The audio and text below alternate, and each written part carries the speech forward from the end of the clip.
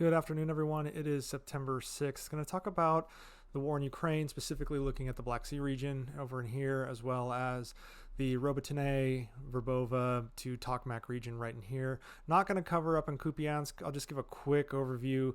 Things have stabilized there. However, the Ukrainians are saying that Russia is reinforcing the front lines there, but no real movements, and the Ukrainians are saying that it is manageable still. So I won't focus so much other than to talk about some troop redeployments in a little bit. So let's zoom in on the Robotine to Tokmak / Verbova / Nova Prokopivka front line here. So just setting the conditions, we have Tokmak right here, we have Verbova right here, and we have Nova Prokopivka right here. And the Ukrainians' ultimate goal is to break through the Russian lines of defense here and a Russian line of defense here to assault Tokmak, which is a major logistics and command hub for the Russians. So zooming in on the Robotine battlefield, we can talk a bit about what's going on here with regard to these three towns. Now, Robotine is firmly in Ukrainian control, and they're using it to launch assaults into Nova Prokopivka.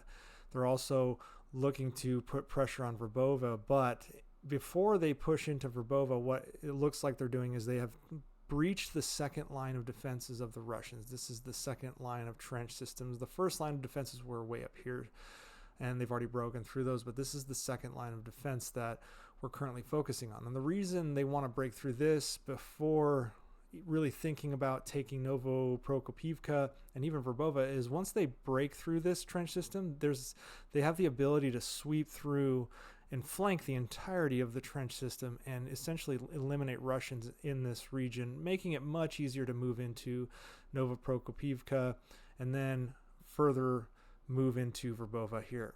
So that's somewhat what they're looking at doing right now, is conducting breaching through the defensive lines, this second line of defense for the Russians, flanking through and clearing the trenching system all the way through to the road here, which would allow them to take this swath of territory relatively easily and then move more towards Tokmak, which is in this direction right here.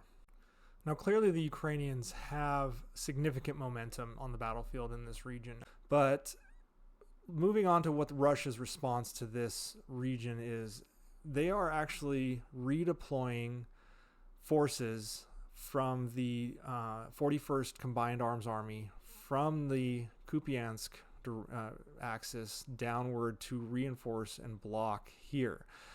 This is why the Kupiansk axis for Russia has stalled. However, Russia is now deploying a newly formed 25th Combined Arms Army, which has 2 divisions, towards this axis from Belarus. They're bringing in troops that are Russian troops trained in Belarus and trained in Russia, but they are very poorly trained. These troops were part of the recent call-up, and they weren't expected to be on the battlefield until 2024, but because of the situation, how it's shaping, Russia needs to get more bodies into the fray, so to speak, so that they can stop the advances. And so they're redeploying more experienced troops to the south, but those more experienced troops are severely degraded, they're tired, they're just not going to be as effective as they potentially could be, and fighting in the Kupiansk was no walk in the park because they were using dismounted assault rather than fighting with tanks and things of that nature due to the terrain and trying to cross rivers. Moving them to this region over here is going to make it much more difficult for Russia to sustain operations in Kupiansk, and Ukraine's going to know this. So this opens up an opportunity for further reserves to be committed to the Robotine axis towards Melitopol. Furthermore, Ukraine is starting to use fighter aircraft in this region right here, in this Robotine region, which is indicating that Russian air defenses in that region are severely degraded. Air power tilting towards Ukraine could mean a larger breakthrough, a more rapid breakthrough, but that remains to be seen, as there are air defenses along other parts of the battlefield that may be redeployed here, but then again, it weakens those other parts of the battlefield. Further evidence of the degradation of Russian air defenses comes in the Crimea / Kherson Black Sea region over in this area right here. And the reason we are saying that there's evidence of further degradation is because Ukraine is now using Bayraktar drones again in that region. They had stopped using them because Russian air defenses were able to target and shoot these down. But as those have become degraded, these Bayraktar missile drones, which they carry missiles on them, and they carry air-to-ground missiles, are able to now operate freely. In fact, zooming in a little bit more on this region here so we can talk about it, we can see where the Russian defenses that used to be in this region right here and along the coast here have been severely degraded. I talked about the strikes conducted by Special Operations Forces into Crimea, disrupting and destroying really high-end level air defenses and communication systems in this region here. And now those benefits are coming to fruition for the Ukrainians as Bayraktar drones are conducting strikes on marine encampments, marine supply points along this coast right here. Due to Russian reinforcements moving from the Kherson region because they use a lot of the river as cover, they're redeploying them over to the Tokmak-Verbova front. Ukraine is conducting more strikes on vulnerable sections of Russian-controlled territory in Kherson as well. So the targets here are air defenses, communications, and mission command nodes. Last month's Ukrainian strike targeting logistics bases across much of Crimea are also coming to fruition as it's becoming very difficult for Russia to sustain in this region. There are a significant number of Ukrainian sympathizers also providing real-time intelligence in this area. And it seems that Russian air defenses are now weakened enough from the Black Sea to the Donetsk region that Ukraine is cautiously launching higher-end drones such as the Bayraktar as well as their own fighter jets in support of operations.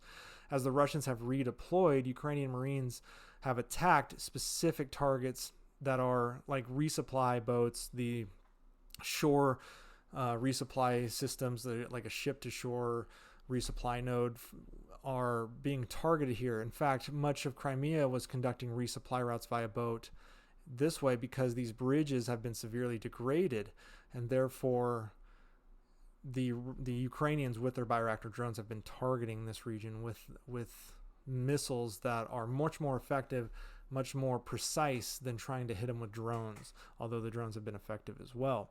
Now, what is more interesting is Russia is sending helicopters now to engage drones in this area, meaning the Russians know the drones are there, but don't have the dedicated assets to shoot missiles at them.